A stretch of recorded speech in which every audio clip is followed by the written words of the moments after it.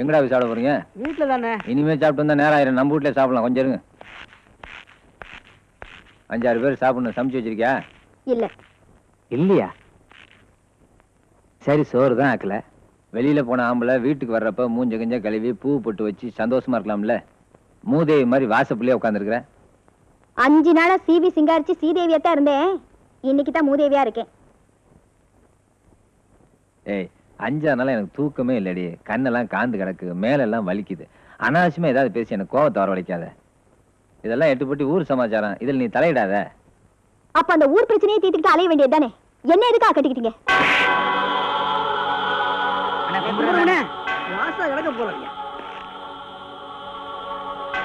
பொண்டாட்டியோட அருமை என்னன்னே தெரியாத உங்களுக்கு எல்லாம் பொண்டாட்டி எதுக்கு?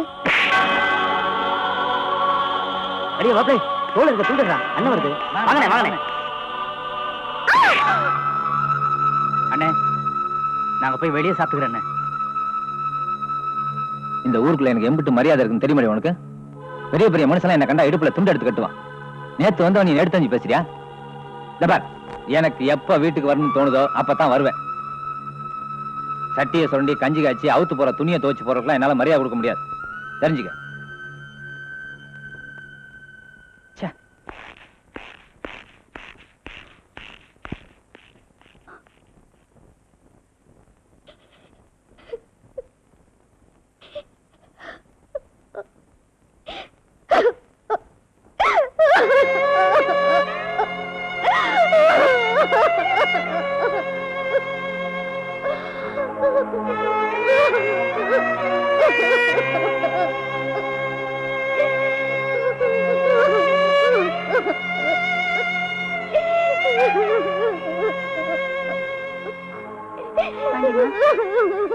எந்திரிடி, அழுகாதடி.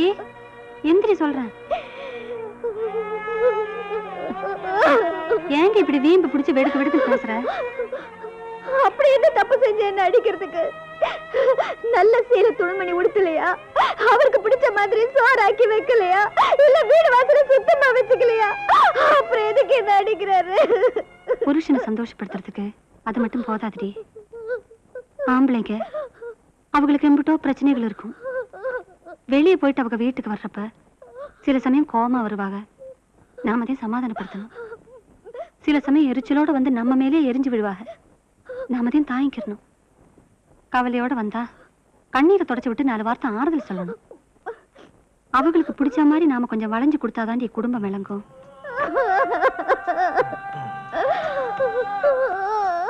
நாம பொம்பளையா புறப்படுத்திருக்கிறதே அதுக்குதான். இந்த பாரு, அப்பா உன்னை செல்லமா தாங்கி தாங்கி வளர்த்துட்டாரு. புருஷன் வீட்லயே அப்படியே இருக்கணும்னு எதிர்பார்க்க முடியுமா? உனக்கு ஒரு புருஷனா கிடைக்கிறதுக்கு நீ கொடுத்து வச்சிருக்கணும். சரி, அழுகாத. இன்னைக்கு அவர் சீக்கிரம் வந்துருவாரு. எல்லாம் சரியா போயிடும். சடையாண்டி தம்பி, அந்த 8பட்டி கம்மாயை திருப்பறதுக்கு சுழுவா ஒரு வழி இருக்கு. அந்த பொன்ராசுக்கு ஒரு பொண்ணு இருக்கு.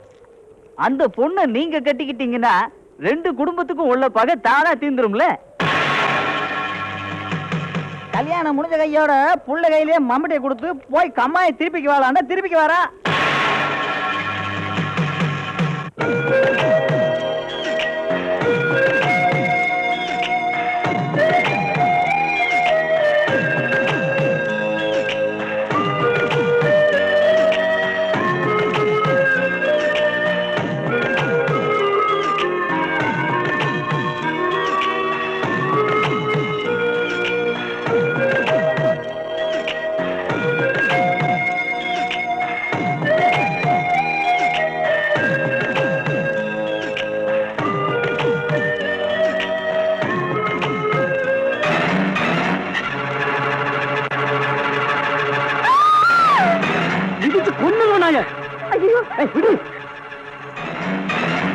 என்ன நீ குடுக்குற செல்லண்டி?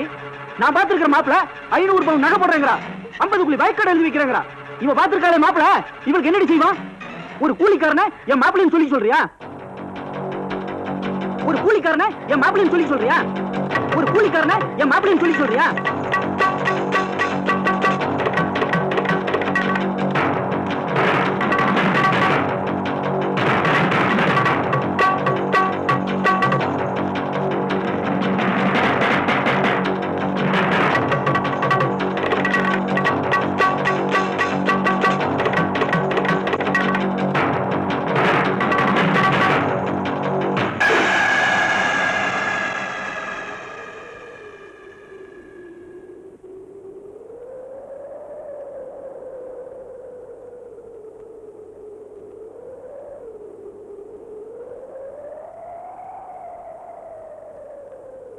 அண்ணே நீங்களே அவங்க 2 பேர்த்தையும் எங்காவது ஓடி போய் பொழைச்சு போங்கடா நாய்களை துரத்தி விட்டுருந்தா எங்காவது கண்காணாத இடத்துல போய் பொழைச்சிருப்பாங்க. அநியாயமா இப்படி பிடிச்சி வச்சிட்டீங்களண்ணா. இனிமே என்ன ஆகும்னு நினைச்சாலே ரொம்ப பயமா இருக்குதுங்கண்ணா. டேய், நான் இந்த 8 பெட்டியும் காவக்காரனா? பயிர் பச்சே களவு போகாம காவ காக்குறவன் ஒரு பொண்ணே களவு பச்சா எப்படா தடுக்காம இருக்க முடியும்? பணக்காரங்களை பத்தி உங்களுக்கு தெரியாதுங்கண்ணா. அவனுக்கு வெறும் நாயோட மோசமானவனுங்க. கடைசியில் என் தம்பி உசுருக்கு ஆபத்து வந்துருங்கண்ணா. இம்பிட்டு பேசுறவன் தம்பியை நீ ஒழுங்கா வளர்த்துருக்கணும். உன் தம்பியை வச்சு நீ பணக்காரனாங்கன்னு ஆசைப்பட்ட, அதான் விட்டு வேடிக்கை பார்த்த. அவன் பூந்து விளையாண்டான்.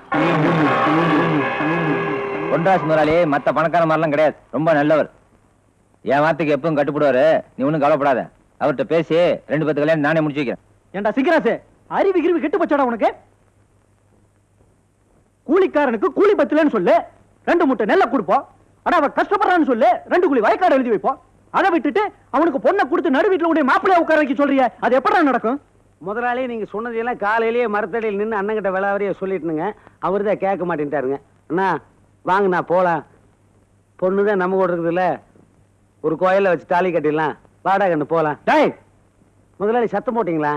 நான் உங்ககிட்ட ஒன்றும் பேசலீங்க, அண்ணங்கிட்ட தான் எனக்கு பேசிட்டு இருக்கேன். ஏன் முதலாளி நடக்காது? கூலிக்காரனை ஏன் கேவலமா நினைக்கிறீங்க? உங்க சொத்து பத்தெல்லாம் காவ காத்து பத்திரமா பாதுகாக்கணும் இந்த கூலிக்காரன் தான். வேகாத வெயில்ல ரத்தத்தையும் வேர்வையும் சிந்தி உசுரை கொடுத்து பாடுபட்டு நெல்லு சோளம் கேப்ப கம்புன்னு தவசு தானியத்தை மூட்டை மூட்டையா கொண்டாந்து உங்க வீட்டுல அடிக்க வைக்கிறோம் இந்த கூலிக்காரன் தான். நீங்க வெள்ளையும் சொல்லியுமா போட்டு தெரியுறீங்களே, இதை துவைச்சு மடிப்பு மாறாம கஞ்சி போட்டு கொடுக்குறோம் இந்த கூலிக்காரன் தான். இவ்வளவு செய்யற இந்த கூலிக்காரனுக்கு உங்க வீட்டு கட்டில ஓரமா உட்காரது மட்டும் அருகுதெல்லாம் போச்சாக்கும். இந்த பார் சாமி, உங்க பொண்ணையும் விசாரிச்சிட்டேன். அவனா எந்த தப்பும் பண்ணல. உங்க பொண்ணு அவன் மேல ஆசைப்பட்டிருக்கா. கூலிக்காரனோ பணக்காரனோ ஆசைப்பட்ட 2 பேர்த்தையும் சேர்த்து வைக்கிறதா அந்த சிங்கராசோட சட்டம்.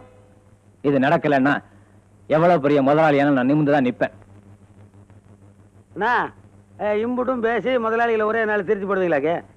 என்ன கல்யாணம் நடக்கிற வரைக்கும் இந்த 2 பேரும் என் கூட தான் இருப்பாங்க. வாங்கடா.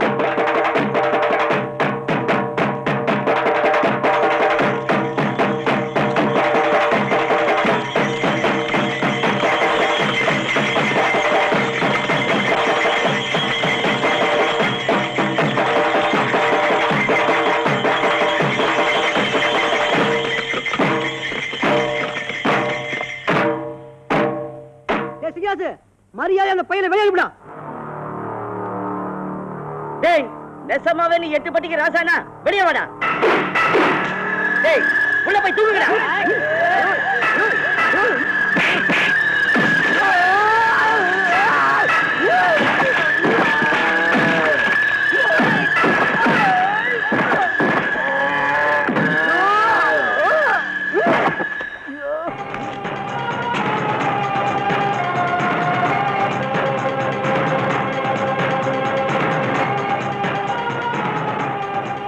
அடைக்கல்னு கொடுத்துட்டா என் உசிரே போனாலும் காப்பாத்திடுவேன். அவன் என்ன படைச்ச சாமியா இருந்தா கூட பயப்பட மாட்டான். உடம்ப காப்பாத்திக்கிட்டு ஒழுங்கா வீடு போய் சேரணும்.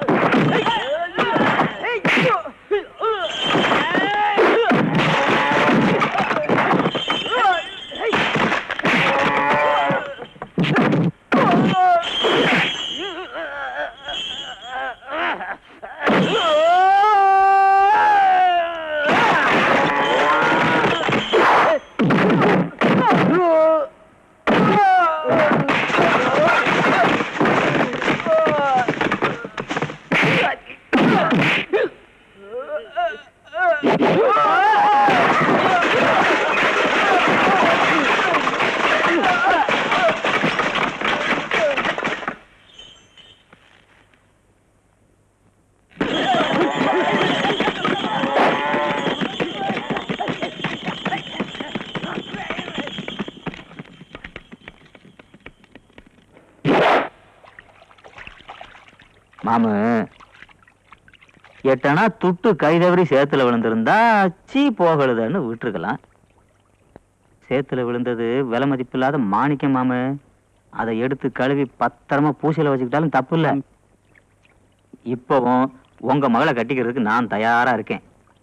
மாப்பிள அந்த கூலிக்கார பையல என்ன மாமு நீங்க, அவன்லாம் ஒரு பிரச்சனையா? கவலைப்படாதீங்க, ஆளையே தீர்த்துறேன்.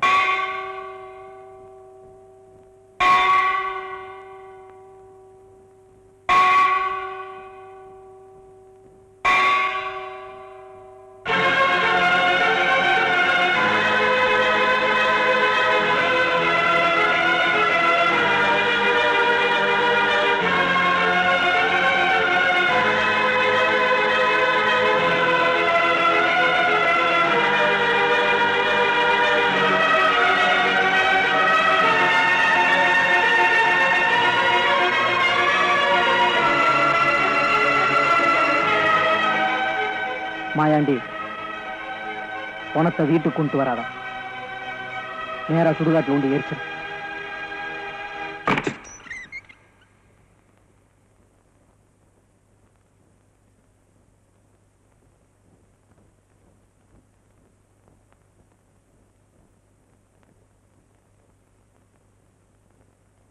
முதலாளி,